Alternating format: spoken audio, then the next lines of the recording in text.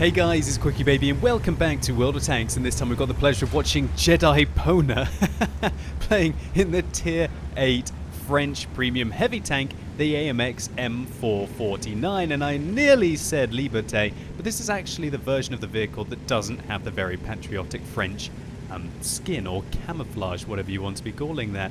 And that's because jedipwnr plays on the North American server, where they had the luxury of being able to purchase this tank with or without the French embellishment, i.e. the Liberté paint job. There is actually a way that you could have been able to get this, I believe, over the winter period during the Christmas showdown, whatever it was called. I forget, the winter celebration mode on the European server, but you had to get exceptionally lucky and spend a hell of a lot of money on the game. And I think it was an oversight by Wargaming that they made one of the bonus rewards for buying some of the big packages the version of the vehicle without the Liberté paint job. And I think that must have been a complete mistake, or I guess the more cynical of you out there might be thinking that they wanted you to spend 50 euros to have, I think, about a 1 in 6 chance of being able to get this version of the tank, which is absolutely preposterous when you think about it. And I really don't think Wargaming were intending to do that, or at least I hope they weren't intending to do that, hey?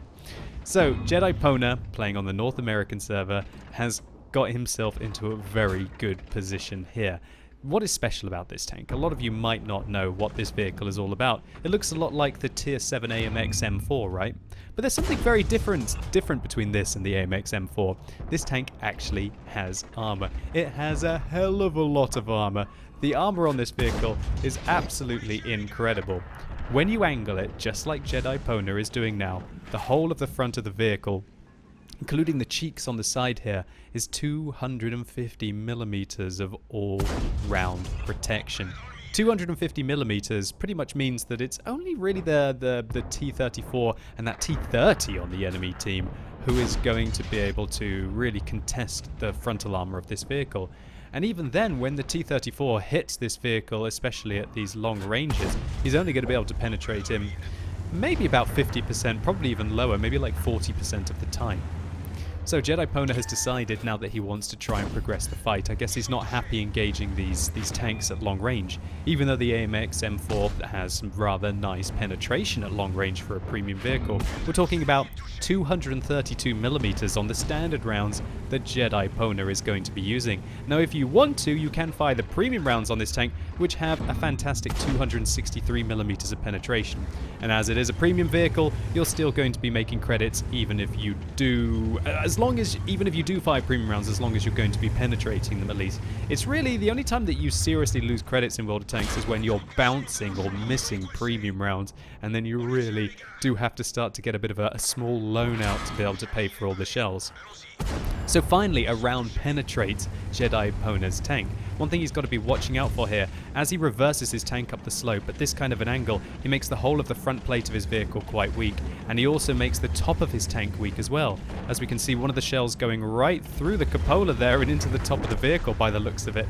Some really funky penetration marks there. So one of the worst things that you can do in your vehicles is to use the elevation of the tank and kind of go upslope like this. Unless you have super thick German armor and you want to hide a lower plate weak point, it is usually a terrible thing to do, especially on a tank like this where you kind of want to be using as much of the gun depression as you can while also hiding the lower plate. But if you're not using the gun depression, you certainly don't want to elevate the rear of the tank upwards to make the upper part of the vulnerable armor prominent towards your opponents. And that's something that I often make the mistake of. Usually in the heat of the moment you can forget that if you do wedge your tank up, that it does make the top armor rather weak. I'm especially guilty of that in my Soviet medium tanks, where many people will know that it's the top of the turret that is one of the weak points. Oh gosh, not a good shot there by Jedi, but it's probably one of the first bad rounds he's fired all game. He's pushed round, he sees a T-30, the top tier American turreted tank destroyer on the enemy team, and he shuts him down. Great result there. That should take some pressure off the Tiger P and the T-54 on his team, who are trying to hold the alley. But finally, the side shots come in. I was just waiting for those side shots to hit. That certainly isn't a location that you want to hang around long in unless you've got some excellent side armor, something that this vehicle certainly does not. While it does have 190 millimeters of frontal armor, its side armor is only 55 millimeters thick, at least on the hull, which means that even those tier 7 tank destroyers on the enemy team can easily go through. Great takedown there by Jedi, securing his 4th kill of the game, shutting down the IS-3 on the enemy team, and he comes around and he kills the Patriot as well. Actually, that's not the Patriot, that's the T-26E5. It's really weird watching these replays on the American server and seeing that they've had the opportunity to be able to choose whether they want to have the funky paint job or not. Or maybe you're just a super keen player and you want to pick up both so that you can run multiple crews. I never really understand that. I always think of premium vehicles as being great to have to focus train a single crew. Although, as somebody highlighted to me recently, it'd be quite useful to have a T-34 and the T-34 Black Edition and the Patriot, because there are 2 sets of American heavy tanks. The set leading towards the T-57 Heavy and the T-110E5. So now that jedipwnr has just obliterated that flank, picking up a top gun for himself with 3,000 damage dealt, and also 3,200 damage blocked. Now he has to turn his attention towards the base. There's a T-54 on the enemy team that he's got to watch out for, or will the T-54 have to watch out for him? Great shot! Right in through the side. This vehicle is rather okay with regards to its accuracy. .36 isn't too bad, but it certainly isn't going to be reliable at super long ranges. Now, a lot of people are wondering, well, a big question with this tank is, what should I get? Should I get the Patriot or should I get the Liberté? Well, obviously, I always answer that question by saying, do you prefer your American heavies or your French heavy tanks, right? Because I always think of these vehicles more or less for crew training. The credits is a really nice byproduct, but for me, at least, one of the most rewarding things in the game is to feel your crews growing, and I guess the capabilities of your tank also, not significantly, but marginally growing along with them. Now, this vehicle does have the alpha damage advantage over the Patriot with 300 alpha damage per shot, and its 100mm French main armament. It also obviously has an armor advantage. Although you couldn't really call the Patriot's armor bad, it is pretty much about 200 to 210 millimeters of effective armor, whereas this thing is like 250 millimeters of effective armor. I'd say probably the side of the turret is weak on this tank, at least weaker compared to the Patriot, but it's certainly not bad. When you're angling this turret at 45 degrees, it still has about 230 millimeters of protection, and so that means that the Tiger P and the SU-122-44 pretty much have no chance of going through the front of this tank. One thing that certainly is a threat, though, is that M53-55, and jedipwnr immediately reacts to it and starts to pull back, but he's going to have at least about another 20 to 30 seconds of continuous fire before maybe the artillery is going to put another round near him. And that certainly is one of the things that he needs to watch out for now. I guess what he's hoping is that T-54 that's above these 2 tier 7 tanks on the enemy team is going to make a play around, but he seems to be just sitting there. I guess he's worried about the Scorpion. We haven't seen the Scorpion in a while, and it's very likely that the Scorpion is situated towards the northern flank, just digging in and sniping at long distance while unspotted, but we don't have time to worry about that now. The T-28 prototype has got behind the Tiger and put one significant round in, finishes him off. jedipwnr is not going to hang around, and he pushes straight towards. He fires at the cheeks of the T-28 prototype. Great round in there, perfect shot. We're going to see exactly where it went in, and he knows how to penetrate the T-28 prototype frontally. And when you've got 230 millimeters of penetration on your standard rounds, you're not going to be bouncing those like you might be doing on a variety of other tier 8 premium heavy tanks that probably have preferential matchmaking.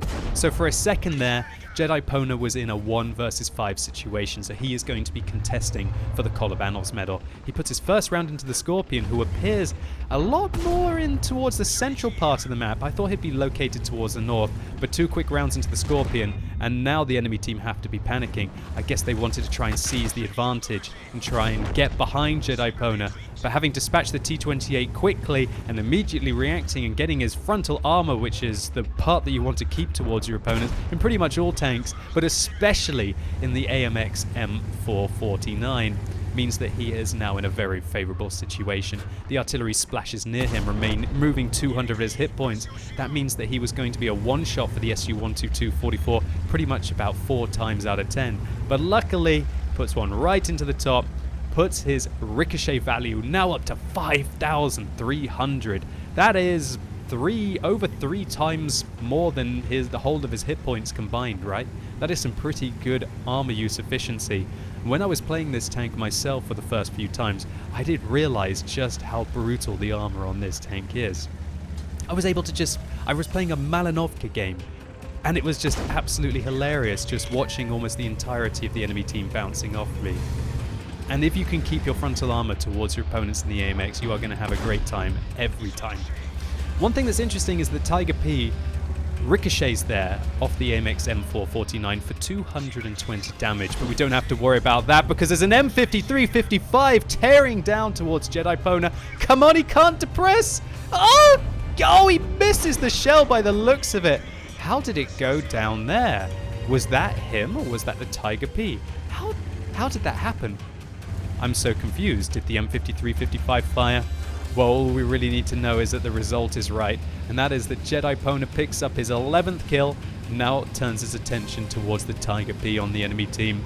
We've got to feel that this Tiger P is not going to be doing too well for much longer. There you go, the shot into the top of the tank doesn't even stop to make it. And jedipwnr picks up his 12th kill, 6,600 damage in an absolute monster carry here in pretty much average kind of matchmaking for this vehicle. So how can you avoid being dominated if you meet one of these tanks like Jedi's 12 opponents? Well, my number one tip is to shoot the cupola. It's only 40mm thick and is visible from all around the tank, even when it's using its gun depression. Next, accept that the turret armor on this tank is very efficient indeed, even when it's angled like this. It is still going to be about 230mm of protection here. It's not until you get the side of the turret that this plate is worth shooting at if you've got about 180mm of penetration. Next, never ever shoot the front of this vehicle unless you've got about 270mm of penetration at this kind of an angle. However, if the 49 over angles, you can take advantage of the cheeks here. And you're only going to need about 200 to 210mm of penetration to reliably get through this armored plate. But really the best way to take this vehicle out is to flank it. It only has 1,750 DPM, so it takes a long time to pick apart its opponents, and it only has 55mm of side armor, and so that is your key to quickly taking it out. jedipwnr picks up an ace tanker, unsurprisingly for this replay, for 2,279 base experience points. Certainly one of the highest I've ever seen in a tier 8 premium tank. In addition, a Pools medal for his 12 kills, the one that everybody wants, the Kolobanov's medal for standing alone against at least 5 opponents, a cool-headed medal for ricocheting 10 rounds in a row, which is impressive at high tier, and a steel wall for the combined 5,550 damage blocked with his armor, as well as a high caliber for the near 7,000 damage that he dealt. jedipwnr also, I believe, didn't fire any APCR rounds this game, and so he casually makes 147,000 credits profit. jedipwnr demonstrated all of the key strengths of the AMX M4 49 here, but it was definitely down to Jedi with his focus fire and his movements that he enabled the vehicle to be performing at maximum capabilities. So jedipwnr, thank you so much for uploading this on What Replays for the community to enjoy. I thoroughly did, and hopefully you did as well. If you did, please consider giving the video a like. It really helps the channel out. And if you want to see my full review on the AMX M4 49, then simply click the more info icon in the top right hand corner of your screen and let me know in the comments what you think about this vehicle. Do you have one? Have you encountered them on the battlefield? Do you think that they're dominant? And what do you think's better, the AMX M4 49 or the Patriot? And as always, thank you so much for watching. You've been epic, and hopefully I'll see you soon.